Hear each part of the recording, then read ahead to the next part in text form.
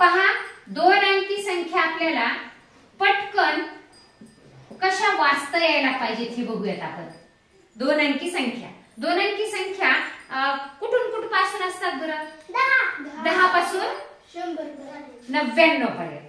100 ही किती अंकी संख्या आहे? 3 अंकी संख्या आहे. म्हणजे 10 पासून 10 ते 99 इथपर्यंतच्या किती अंकी संख्या असते? आपल्याला ते वाचन करणं कसं सोपं करायचंय बघा. ती मला वाचून दाखवायची सायली. बघा ती काय म्हणली? 35. मग याच्यासाठीच आपल्याला शिकायचे. आता बघा, जर आपण एककाकडून दशकाकडे गेलो, संख्या लिहायला पण आणि वाचायला पण, मग कसं वाचायचं बघा? 53. काय लक्षात घ्या? 53. आता बघा, वर्ण हे 1 2 3 4 आपल्याला येतात, बरोबर आहे. पण आता आपल्याला 11 12 20 पर्यंत वाचता येतो. जेव्हा 20 आणि 1 21 असतो, जेव्हा 2 2 2 2 असतात की नाही, तेव्हा 20 म्हणायचं याला. 31 च्या पाड्यात 3 3 असतात, याला काय म्हणायचं मग?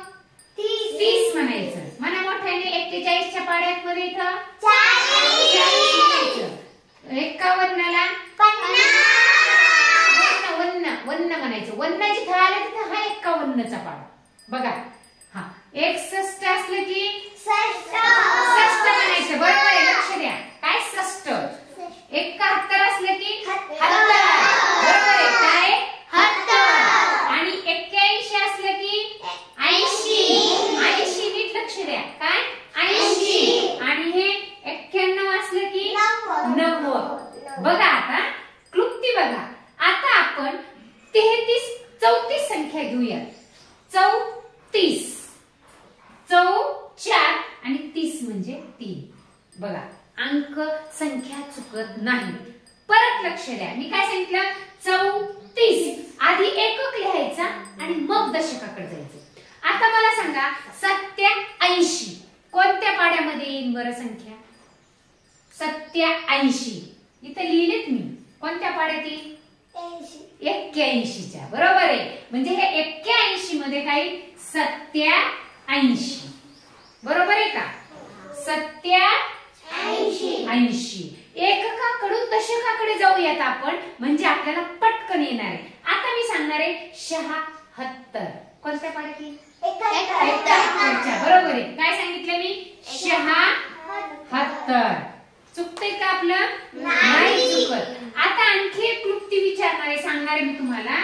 म्हणजे तुम्हाला संख्या लिहायला काय सांगितलं मी? 48. अमृता फास्ट यायचं. 8 मोठा अंक काढायचा. 8 आणि 40 लिहिला की चुकतच नाही बघा. आता मी सांगितले 67. 67 एककाकडून दशकाकडे ते लिहिले होते कसे? बरोबर आहे. बघा, 67 म्हणजे 7 आणि 66 म्हणजे 61 च्या पाड्यात. बघा, आता मी सांगणार आहे 28. 28 एकक आणि दशक. आधी एकक लिहायचं. 8 म्हणजे किती येते? मोठा अंक लिहिली. आणि 20 म्हणजे 2. शाबाश. 28 म्हणजे एकक आणि दशक. आता मी सांगितलंय 35. 35. बघा, मोठा अंक पाहिजे, दिसला पाहिजे सगळ्यांना. 35. बघा, चुकताल खरे कधी? नाही. आता तुम्ही मला सांगा बरं अंक पटकन. 78 40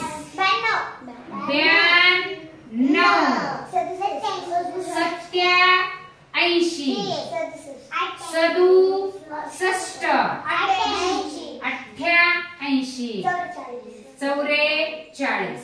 बघा, चुकणार आहेत का आपण या क्लुप्तीने जर गेलं तर? नाही चुकणार. मग त्याच्यासाठी काय लक्षात ठेवायचं? एकक आणि मग दशक लिहायचं. बघा, चुकतच नाही. अचूकपणे लिहिता येतात आणि वाचता तर वाचायला पण तसंच वाचायचं. बघा, आपल्याला नाही संख्या लक्षात आली की बरेच जण काय म्हणते 64 म्हणते त्याला, पण इकडून गेलं ना 46. बघा, वाचायला पण बरोबर आहे सायली. 46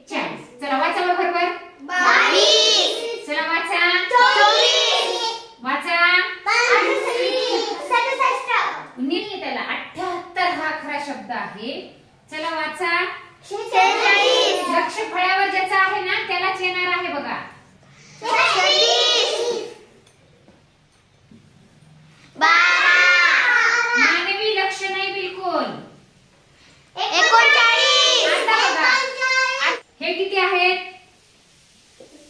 वाचा पटपट.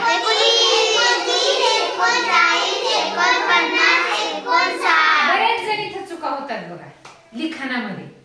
वाचताना पण बरेच जण याला म्हणणार 29, 29 बऱ्याच वेळेस चुका होतात हे बघितलं.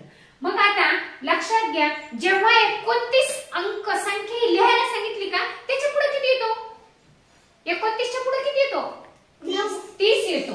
बरोबर. 29 च्या पुढे 30 येतो. मग आपल्या डोळ्यासमोर आणायचं 29 म्हणजेच 30 नाहीत तर हे 1 म्हटलं की 9 लिहायचे एकक स्थानी.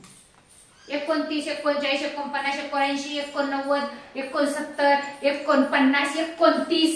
1 म्हटलं की एकक स्थानी किती लिहायचे? 9. आणि आता 39 सांगितलं त्याच्या पुढे 40 आहेत म्हणजे 39. 40च्या खाली राहत म्हणजे 4 आधीचा अंक 3. 59 म्हणलं की 1 ला बघा 1 म्हणलं की किती लिहायचे? 9. आता मी 59 म्हणले मग याच्या अलीकडे कोणता अंक लिहायचा? कारण 59 च्या पुढे 60 येते, 6 येते 6 च्या आधी. आता मी सांगितलंय 69. 1 म्हणले की 9.